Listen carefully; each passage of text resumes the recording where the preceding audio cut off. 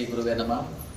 ಬ್ರಹ್ಮ ವಿಷ್ಣು ಮಹೇಶ್ವರ ಸ್ವರೂಪಿಗಳಂತ ಗುರುಗಳನ್ನ ಮನದಲ್ಲಿಟ್ಟುಕೊಂಡು ನಡೆದಾಡುವ ದೇವರು ಪರಮ ಪೂಜ್ಯ ಶ್ರೀ ಸಿದ್ದೇಶ್ವರ ಅಂಬಾಜಿಯವರ ಒಂದು ಸನ್ನಿಧಿಯಲ್ಲಿ, ಯಾಕಂದ್ರೆ ನಾವು ಯಾವಾಗಲೂ ಆನಂದ್ ಸರ್ ನಾವು ಬಹಳ ಹೊಗಳಿದ್ರು, ಅದನ್ನ ನೋಡಕ್ ಸಿಂಪಲ್ ಇದ್ರು ಕೂಡ ಪೂಜ್ಯ ಅಪ್ಪಾಜಿಯವರ ಒಂದು ಮಾರ್ಗದರ್ಶನದಲ್ಲಿ, ಯಾಕಂದ್ರೆ ಅಂತ ಒಂದು ಅಪ್ಪಾಜಿಯರನ್ನು ನೋಡುವಂತ ಸೌಭಾಗ್ಯ ನಮ್ದು ಆನಂದ ಗುರುಗಳಾಯ್ತು. ಯಾವಾಗಲೂ ನಾವು ಪ್ರವಚನ ಕೇಳಕ್ ಅಲ್ಲೇ ಹೋಗ್ತಿದ್ದು, ಮನೆ ಮಗಳು ಅಲ್ಲೇ ಇತ್ತು. ಅಂತವರ ಒಂದು ಹೆಸರಿಟ್ಟುಕೊಂಡು ಸಿದ್ದೇಶ್ವರ ಕೋಚಿಂಗ್ ಕ್ಲಾಸಸ್ ಅನ್ನುವಂತ ಈ ಒಂದು ಅಪ್ಪಾಜಿಯವರ ಸನ್ನಿಧಿಯಲ್ಲಿ ನಮ್ಮ ಕಮ್ಮಾರ್ ಸಮಾಜದ ಕಾಯಕವಿಗೆ ಮಹಾಶರಣರ ಕುಮಾರ ಕಲ್ಲಯ್ಯವರ ಒಂದು ಸೌಭಾಗ್ಯ ನಮ್ಮ ಮುದ್ದು ಮಕ್ಕಳದು ನಮ್ದು.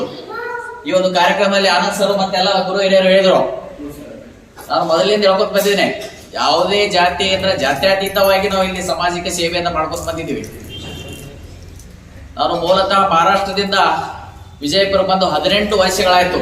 ಆನಂದ್ ಸರ್ ಅಂತವ್ರು ಎಲ್ಲ ಗುರು ಹಿರಿಯರು ಅಂಗೈಲಿ ಹಿಡ್ಕೊಂಡು ನನ್ನ ಬೆಳೆಸ್ತಾ ಇದ್ದೆ, ಬೆಳೆಸಿರಿ.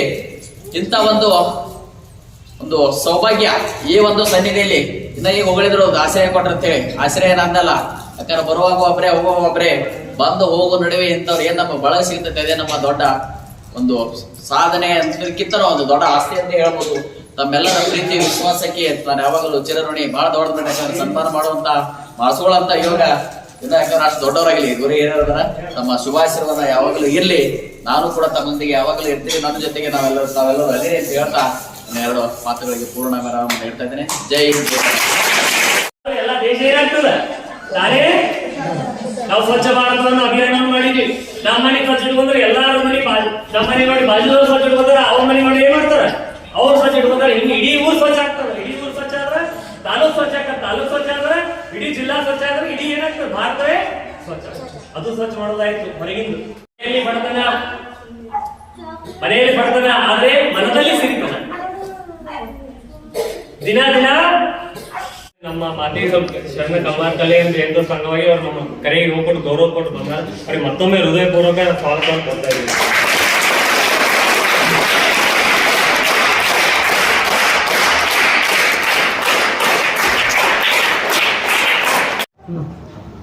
ಇವತ್ತಿನ ದಿವಸ ನಾವು ಶ್ರೀ ಸಿದ್ದೇಶ್ವರ್ ಕೋಚಿಂಗ್ ಕ್ಲಾಸಸ್ ಹಾಗೂ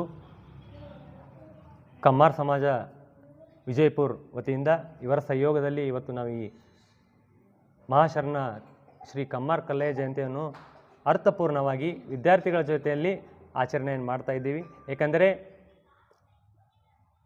ಬೆಳೆಯುವ ಸಿರಿ ಮೊಳಕೆಯಲ್ಲಿ ಅನ್ನುವಂತೆ ವಿದ್ಯಾರ್ಥಿಗಳಲ್ಲಿ ನಾವು ಈಗಿನಿಂದಲೇ ನಾವು ಮೌಲ್ಯವನ್ನು ಬಿತ್ತಿದರೆ ಅವರು ಸಹ ಒಂದು ನಿಜವಾದ ಮುಂದೆ ಶರಣರಾಗುವಂಥ, ಅಂದರೆ ಕಾಯಕದಲ್ಲಿ ಆ ತತ್ವವನ್ನು ಅಳಿಸ್ಕೊಂಡ್ರೆ ವಿದ್ಯಾರ್ಥಿ ಜೀವನದಲ್ಲೇ ಆ ಕಾಯಕ ತತ್ವ ಆಗಿರ್ಬೋದು, ಜೀವನದ ಕೆಲವೊಂದು ಶರಣರ ಆಗಿರಬಹುದು, ಆ ಮೌಲ್ಯಗಳನ್ನು ವಿದ್ಯಾರ್ಥಿ ಜೀವನದಲ್ಲಿ ಅಳವಡಿಸ್ಕೊಂಡ್ರೆ ಮುಂದೆ ಸಾಗುವಂಥ ಜೀವನ ಅವರಿಗೆ ತುಂಬ ಸುಖಕರವಾದ ಜೀವನ ಆಗಿರ್ಬೋದು.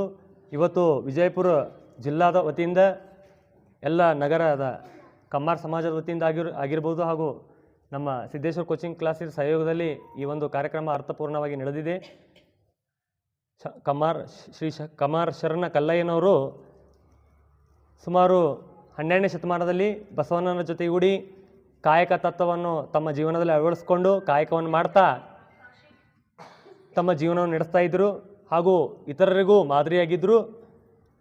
ಅವರ ತತ್ವಗಳು ಇಂದಿಗೂ ಸಹ ಸಮಕಾಲೀನ ತತ್ವಗಳು ಇಂದಿಗೂ ಸಹ ಜೀವಂತವಾಗಿವೆ.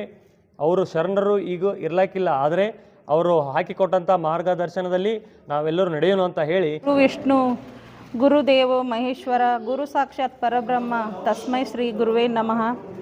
ಹಾಗಾಗಿ ಎಲ್ಲರಿಗೂ ಪ್ರತಿಯೊಂದು ಜಾತಿಯಲ್ಲೂ ಕೂಡ ಒಬ್ಬೊಬ್ಬರು ಗುರು ಇರ್ತಾರೆ.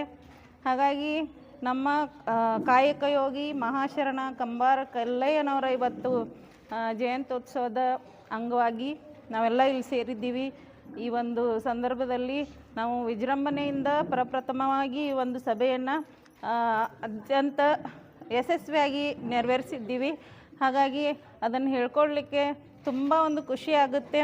ಇವತ್ತು ನಾವೆಲ್ಲ ಮಾಡಿರುವಂಥ ಈ ಒಂದು ಕಾರ್ಯದ ಬಗ್ಗೆ ಮತ್ತು ಅವ್ರ ಬಗ್ಗೆ ನಾವು ಅವರು ಹಾಕಿಕೊಟ್ಟಂಥ ಮಾರ್ಗದರ್ಶನದಲ್ಲಿ ನಾವೆಲ್ಲರೂ ಮುಂದುವರಿತೀವಿ ಅಂತ ಹೇಳ್ತಾ ನನ್ನ 2 ಮಾತುಗಳನ್ನ ಮುಗಿಸ್ತೀನಿ. ಧನ್ಯವಾದಗಳು. ಸಮಾಜಕ್ಕೆ ಜೈ.